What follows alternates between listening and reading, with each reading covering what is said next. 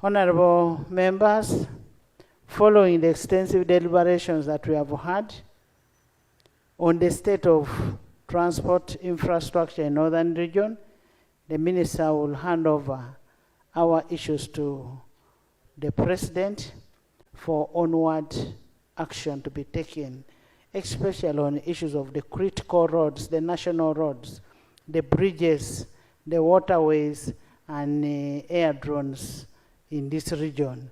It is our plea, Your Excellency, that we work on this as a fountain of honor. We know there's nothing that is impossible. You'll handle, and we want to put Northern Region at a level of other regions. We should be able to put, as Parliament of Uganda, our focus now is on Northern Region. We want Northern Region, much as the peace has come, but we want the peace in the pockets also to be there. We want to thank you.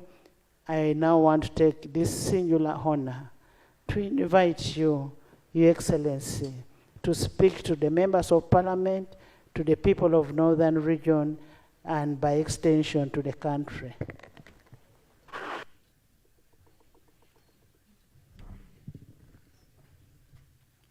Sit down, please.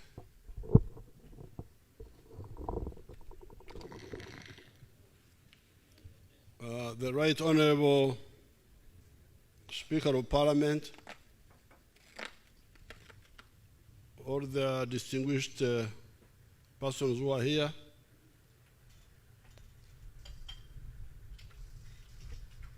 I want to thank Parliament for passing a motion recognizing the work of the UPDF and the NRM in pacifying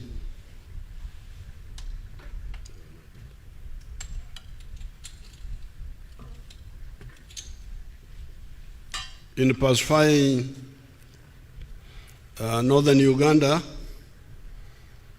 and pacifying the whole country.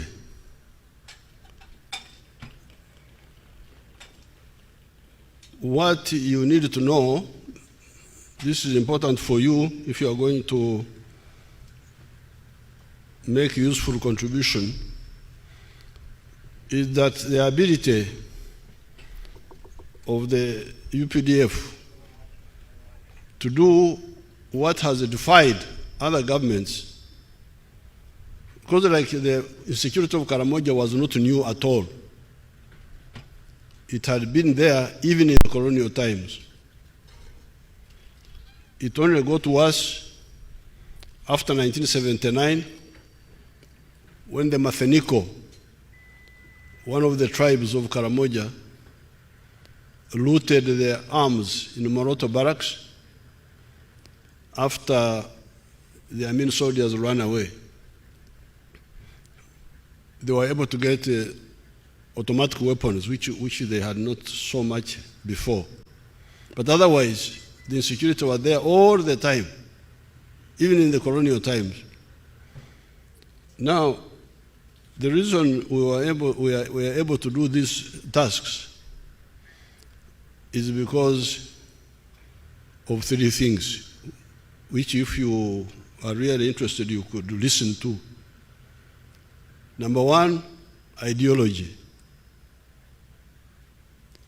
The Honorable Jessica Ababiku is telling you, which I don't hear many people talking about, that by 1986, 500,000 people from West Nile were in exile,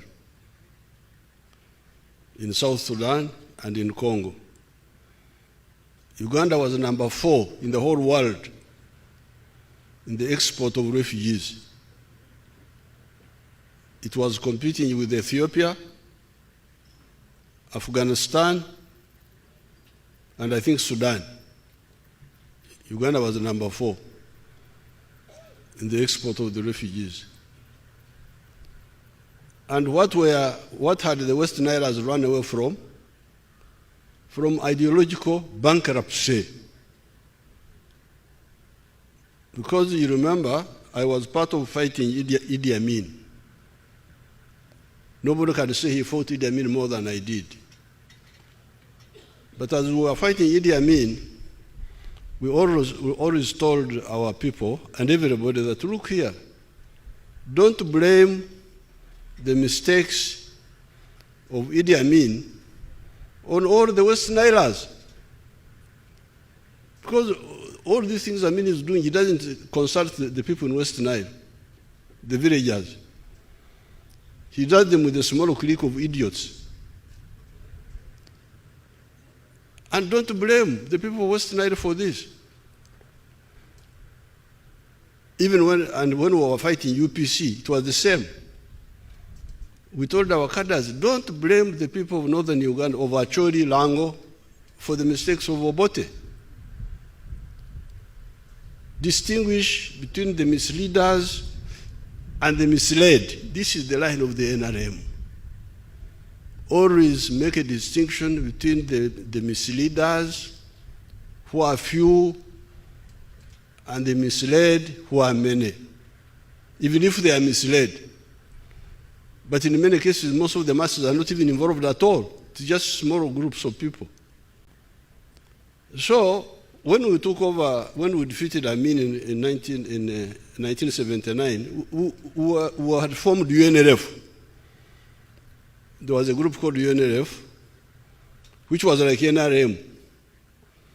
We were telling these people, please, wait, you are UPC and you are DP based on Catholics for DP, Protestants for UPC. Please, give us a holiday. Let's have a united group, UNLF. But they couldn't listen.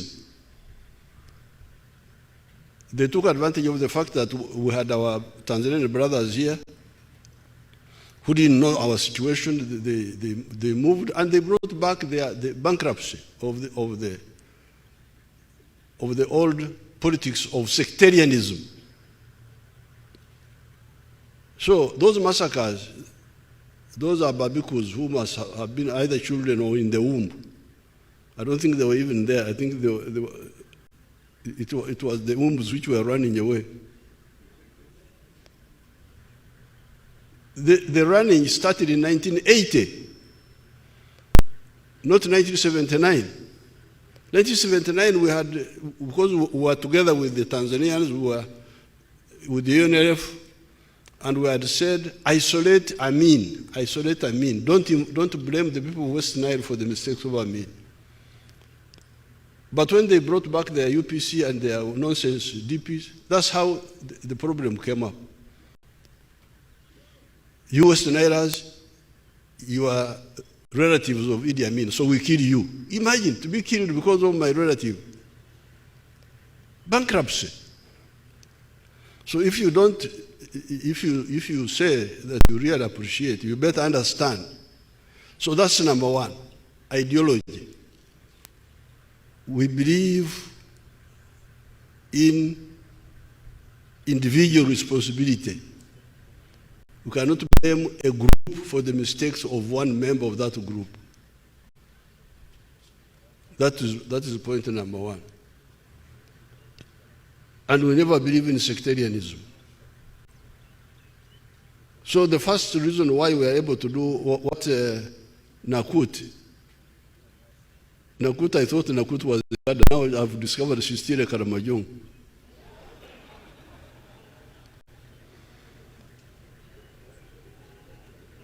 Because Nakut was saying, I can't understand why these people, why they sacrifice so much.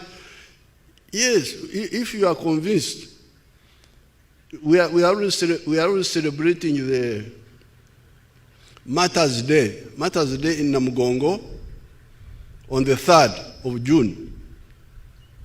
Young people who refused to denounce religion and they were killed by Mwanga. On the 9th of May, we are already celebrating Martyrs' Day, Heroes' Day. For us, we are not just martyrs, we are heroes. We have both martyrs, but also we have heroes, because martyrs die without resistance. Heroes, they can kill you if you are not careful.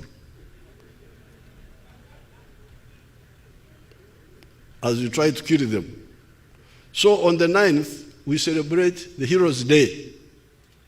People who stood because of conviction. If you are convicted of something, you will stand.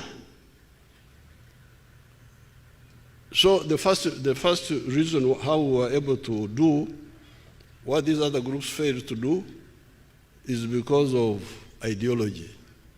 Secondly, discipline. What Nakuto was saying, how the cattle rustling came back in 2018, it was not just the removal of the troops. There were also some mistakes by our commanders, corruption. They stole the money of the LDUs. You know, we had Karamojong LDUs. And they stole their money. They didn't pay them. And you know how confused the Karamojong groups are. So they said, okay, so if you are not paying us, we are going to raid. That's how it all started.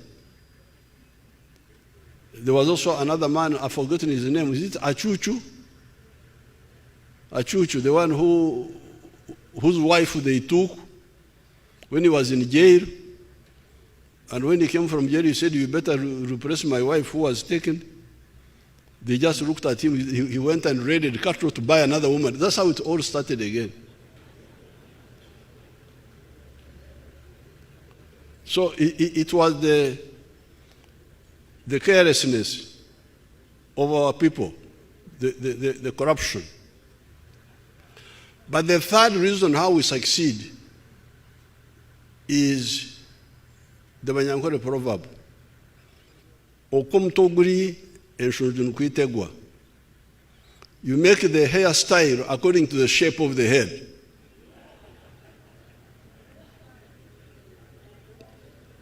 If you have got a head with big bones like this, the hairstyle will follow the shape of the head. When we are budgeting, this is very important for you, pharaohs. How could we build such a powerful army with very little money? Because we budget we plan according to our small budget. That's why when we are building the army, we don't start with the barracks. The barracks don't look so smart. We start with the personnel, the training, and the weapons.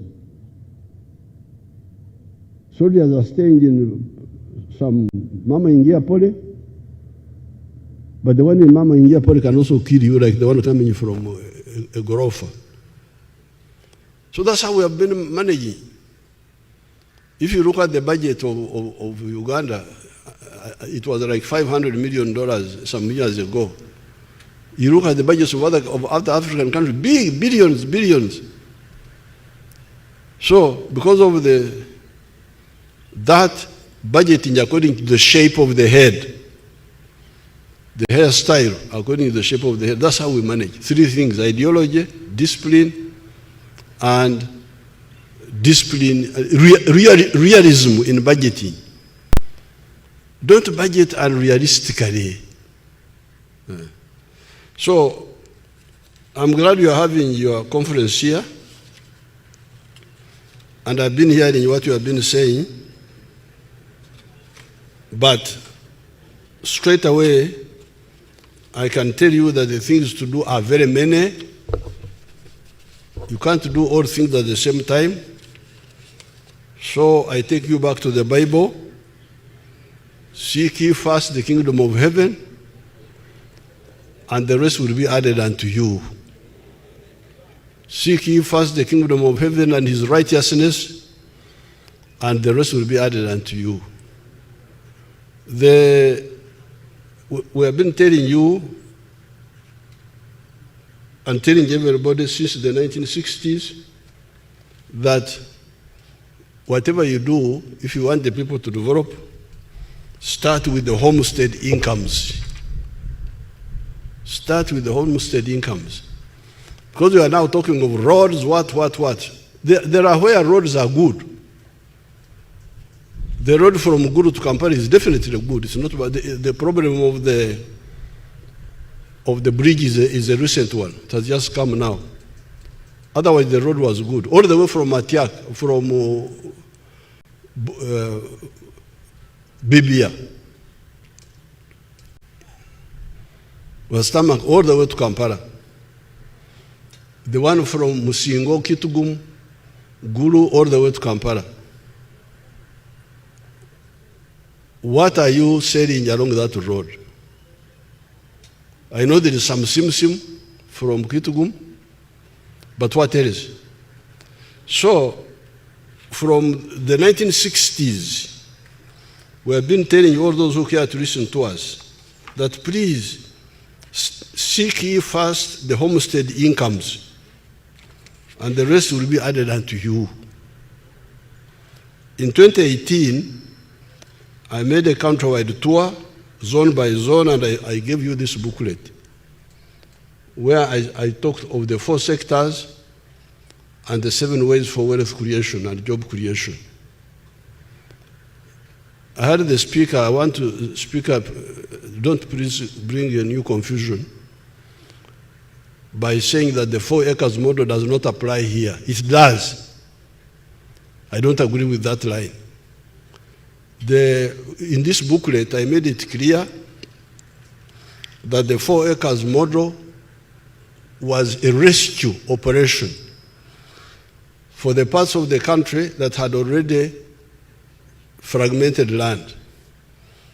That's why I said, since you have very few acres, do not make sure the chura, I normally use our words here, the chura, the Aymar, the Otita, the Chivaro is correct. Because if you don't, you will never get out of poverty.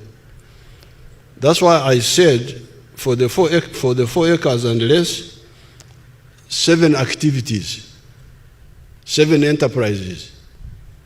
Coffee, 1 acre. Fruits, 1 acre.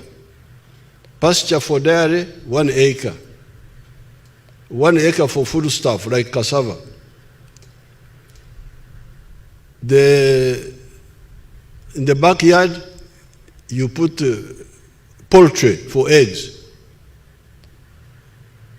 You put piggery for pigs. Then if you are near a wetland, fish farming.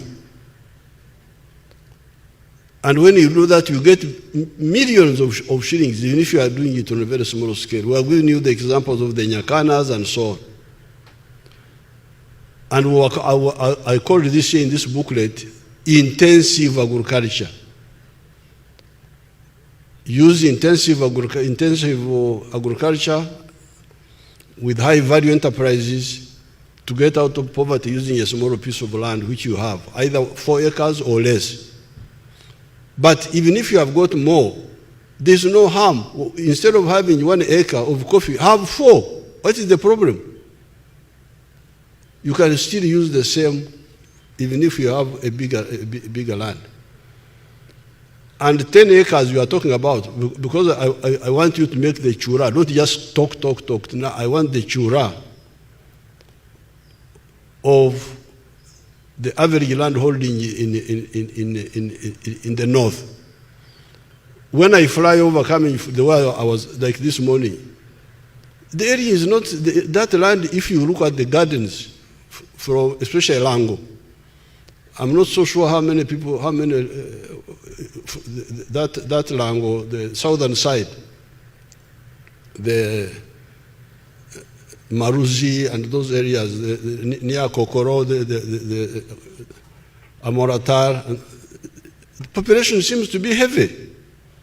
Because from the air I can see garden next to garden. You don't see much bush anymore. Even here, coming here, the areas of Minakuru, all they were coming here. The areas where I see some emptiness are the areas after Bariregi, going to Agago. Yes, I can see some space there, and some parts of the Kapera Biong, the other side of Teso. But some of the, like Teso, Serere, Ngora, very, population seems to be quite high. So what chura are you using? Don't waste our time again by bringing confusion here, this confusion. No, please. Even if you say 10 acres, because there are two strategies. Intensive agriculture is the 4 acres I'm talking about. But even if you have got 10, you can use the same for more land. You will be very rich. But the other one is extensive agriculture. When I was in Ajumani, my brother Moses Ari was talking about cotton.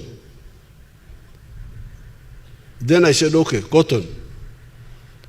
How much do I get from cotton in an acre? They said 1 million shillings without deducting costs. So, if it is true, and when you are discussing, please go into those details. Don't just talk and pass resolutions and deceive yourselves. I'm really no longer interested in that type of approach. So, even if you say cotton, you will get 1 million shillings gross from 1 acre. Even if you have got 12 acres, as you say, because somebody was saying that you have big land, 12 acres. 12 acres is not big land. Unless you get another word for big. If you are saying madit, is it madit or madwong? 12 acres is not a lot. So if you have got 10 acres, 2 acres are for food. You remain with the 10 acres. If you get 1 million from 1 acre, is 10 million enough? So I want the real chura, please, Right Honorable Speaker. Chura, not just talking. The ones, I advised the cotton group, there are people with big land. I have big land. And there are other people. I said, you register us, we who have got big land. Let us produce cotton for you. I can put 100 acres of my land to cotton out of patriotism. I don't need cotton. But if the country needs cotton, I can grow it for them. 100 acres, even if I get 1 million per acre, that's 100 million. Of course, 100 million is not too much money for me, but I don't mind. I'm doing it for the country. Now, if you were to do 1,000 acres of cotton, you would get 1 billion. So it is true that you can get good money from low value crop like cotton if you do it on a really big scale. But 10 acres is not big scale, so don't confuse our people with just new confusion.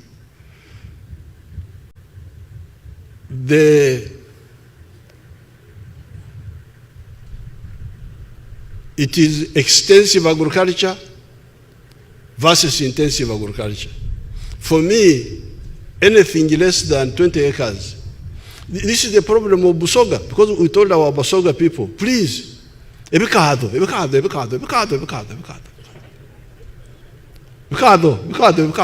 kamara.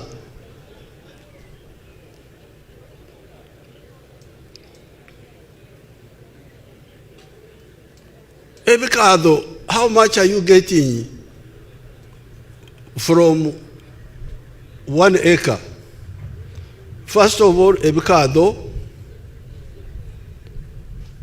don't mature for 2 years. 18 months, the ebikado is still growing. When you harvest it, omusoga alirudawa. Mweno omusoga wano buino kyakolaga idano Either one not cover ekibalo ky'ebikaado.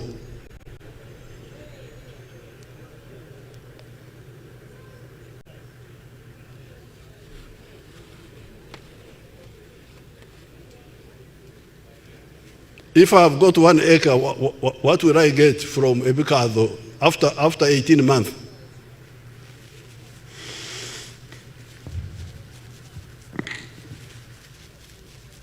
Your Excellency, if you have 1 acre and you plant and wait for 18 months,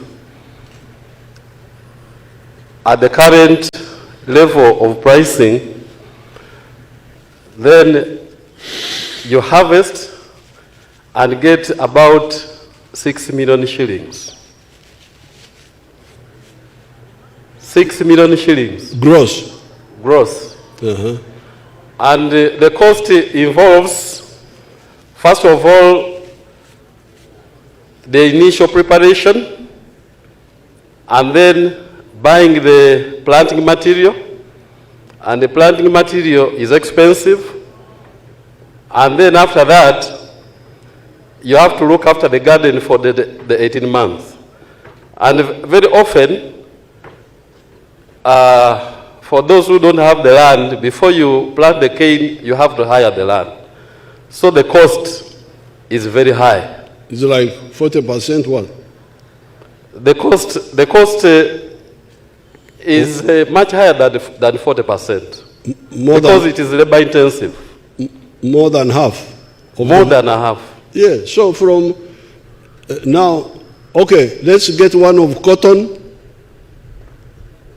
The one who knows cotton, who will tell us about the cotton? And maize. Maize. Because in my 7 activities here, I don't recommend cotton, I don't recommend maize, I don't recommend ebikaado, I don't recommend tea. People are crying with the tea now.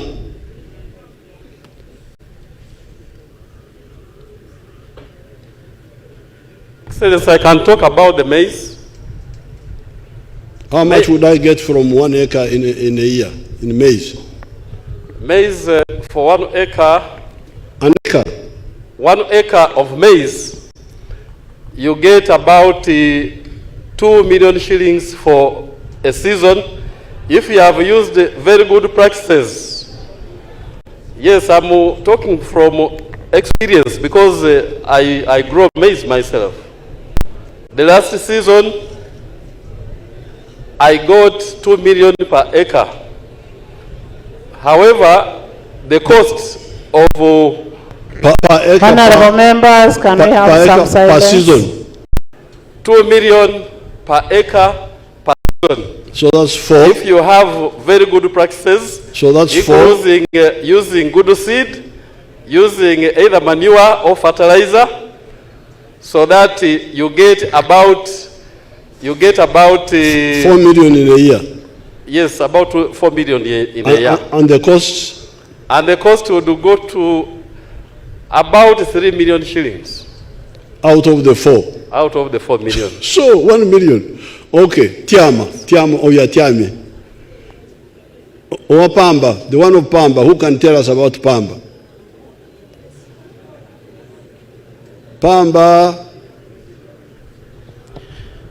Thank you, Your Excellency. I'm Isaac Otimiki from Nebi District in West Nile, one of the areas that grows cotton. In average, an acre of cotton will produce between 600 to 800 kilograms per acre. But because of the unstable prices of cotton, whereby last year, the last season, prices went as low as 1,500 shillings per kilo. That's how much now? Yes. So you find that people were getting between 900,000 to 1 million shillings per acre. Yes. Per year. Per year. Bepping. Now that leaves us with each one now. The other one is what? Your Excellency, I'm Judy Saliek, a member of Parliament for Kole District in Lango Sub-Region. I'm the chairperson of Lango Parliamentary Group. Your Excellency, I would like to add my voice to the growing of maize in Lango sub-region.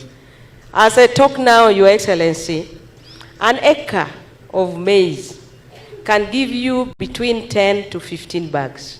And then the price of maize right now is between 600 shillings, 600, a kilogram. So a bag of maize right now is going to about 60 shillings. 60,000 60,000 shillings, Your Excellency. Now, when you multiply 60,000 by 10 bags, that's about 600,000 per acre, Your Excellency. We have to tell the truth here. Yes. Yes, thank you, Your Excellency. So therefore, please, I beg you, I don't want Gulu confusion. That Parliament met in Gulu and confused our people and said, forget the 4 acres. For northern Uganda, we have a lot of land. No, you don't have. 10 acres is not a lot of land. Because if you are going to get 1 million shillings per acre for maize or cotton, even if you have got 10 acres, how much is that? You will not get out of poverty. But with fruits, the return is very high. In some areas, it's very, very high. You can get the figures. There is a group at Kakoge. Is it Kakoge? They have got a factory there of fruits. We are supporting them. You check with them how much they are earning from fruits per acre. Cotton, because some of the areas in the north here can grow coffee. Some of the areas in the north can grow coffee. Like West Nile, they can grow coffee. Even these areas here can grow coffee. So please, my document is here. God has got a copy. Long ago, please study it very carefully if you want our people to get out of poverty. So this is my point number 1. The roads, yes, but the roads which are there are not being used fully. The roads which are there are not, yes, I know the areas which don't have good roads. I know them because I always go there. But even where the roads are good, they are not being used fully. So please, seek ye first the kingdom of heaven, seek ye first homestead incomes, and the rest will be added unto you. Now, secondly, this is for all the political class. Yesterday, I was having a meeting with the religious faith with Mama Janet about the schools. And one of the issues we were discussing with the foundation bodies is the school charges. The NRM, since 1996, has been pushing for free education in government schools. But other people are pushing for charges for this one, for this one, for this one. Please, if you want those children whom you say the street children, the what? They are street children because many of them did not go to school. And what is blocking them? School charges. So the political class, all the elite, please, if you say you care about your people, support my position on free education.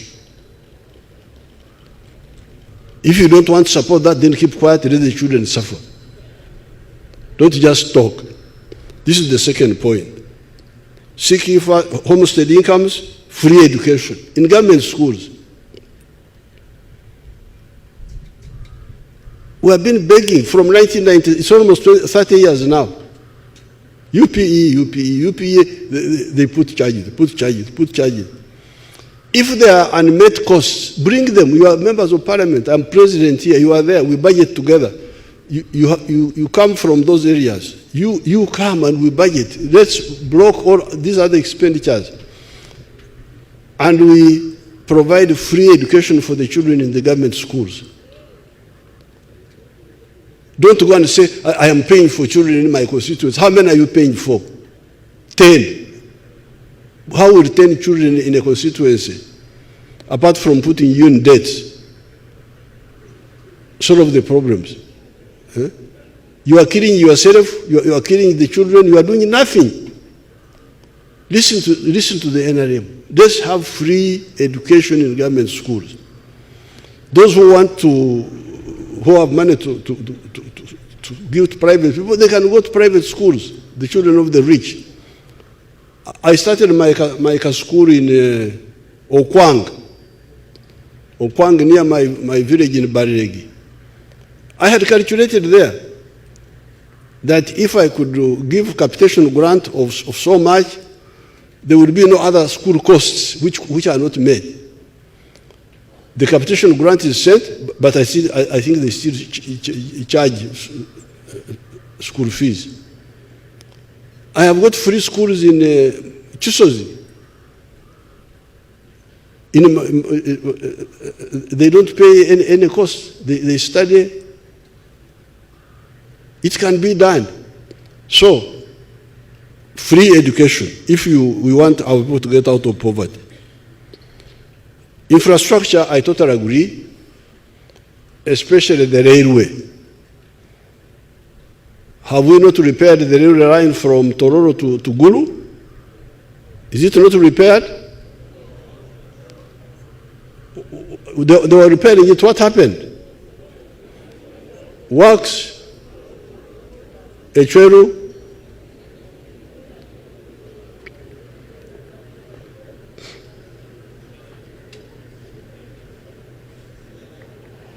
Your Excellency, as you guided in Cabinet, work on Malaba, Soroti, Lira, Gulu Railway, meter gauge is on. We have reached Kumi so far.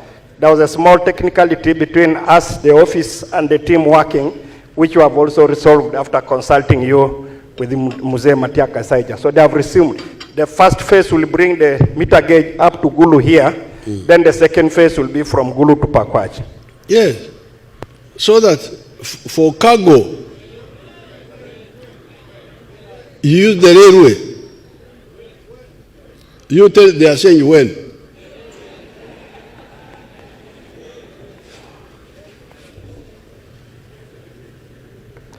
Just like I've indicated to my honorable colleagues. The estimated time, we call it ETD, estimated time, ETA.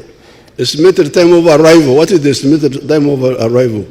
To come up to Gulu, Mzee, will take us a few more months. I don't have it readily available with me. You check before you leave tomorrow, tell them. I will do that.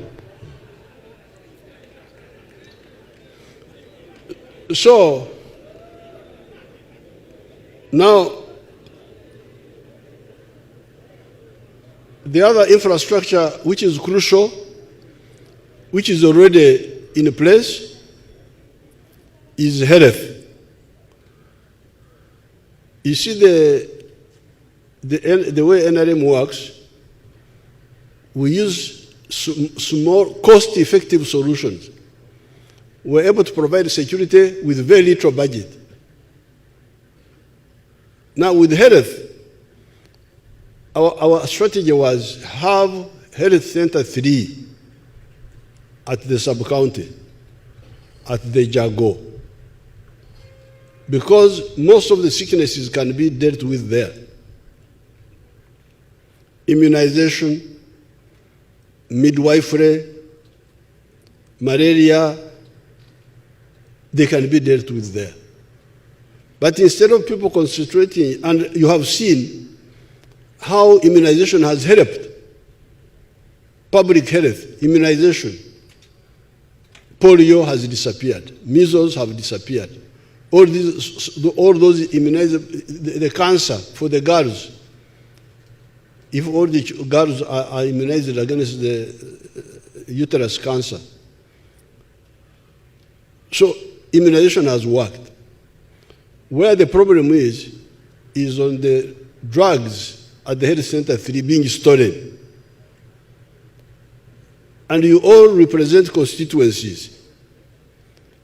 If you have got a constituency may have about 4 sub-counties, which means you have got 4 health center 3s under you, and maybe 1 health center 4. So if you supervise this together with your network of NRM supporters, even the ones who are not NRM, why wouldn't the curative side work as well as the prevention side has worked? The immunization has worked well. When we undertake preventive measures, things move. It's a revolution. Population of Uganda is now 46 million from 14 million. What was happening before? Ugandans were marrying many women. Where were the children going? They were all going down in the ground. That's how you get the autos. Auto means he followed the people who died, I think. Now, what happened? Why are the children not dying? Because of the just immunization. But there are other measures which can be taken and improve health, like malaria control, sleeping under the bed nets, and other anti-malaria measures should be emphasized by the health managers of the district. They don't. We were able to deal with the guinea worm here in the north. Where is the guinea worm now? It's gone. Guinea worm went because of simply boreholes. Because guinea worm was coming from dirty swamp water, people drinking it.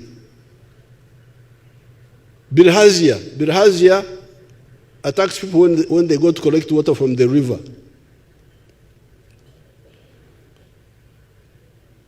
So, just with immunization alone, we have caused a revolution in the population growth. What if we added other preventive measures, safe water, so that the waterborne diseases are eliminated, nutrition,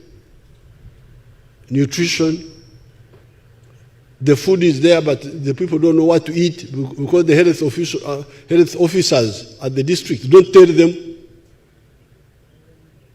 The radios are there for abusing Museveni only. Nobody thinks of using the radios to say, you people, you eat this, you eat that, you eat that, you eat that. You will have, because some of the diseases are from poor nutrition. The girls getting married when they are still young, before the age of 18. This is just sensitization. Say a child who is not yet 18 is not old enough to carry children. And it will either cause her problems or cause the child problems.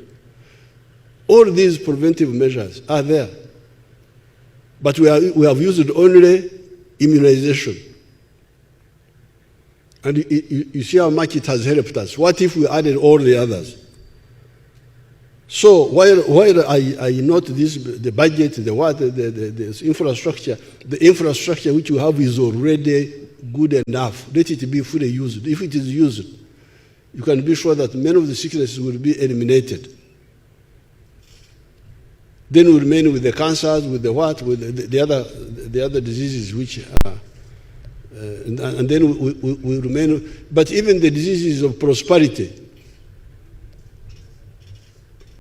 or obesity, heart disease, diabetes, the diseases of Jalonyo.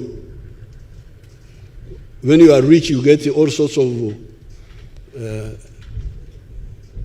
non-communicable diseases. They can also be stopped by exercise.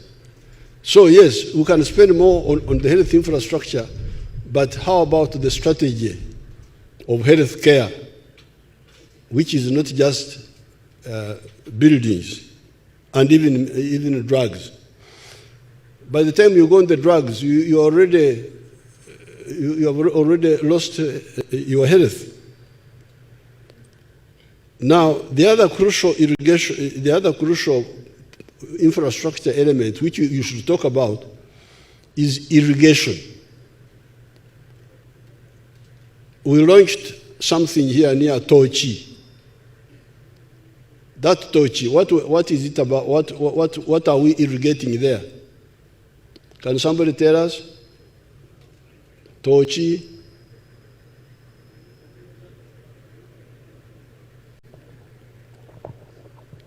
Thank you so much, Your Excellency.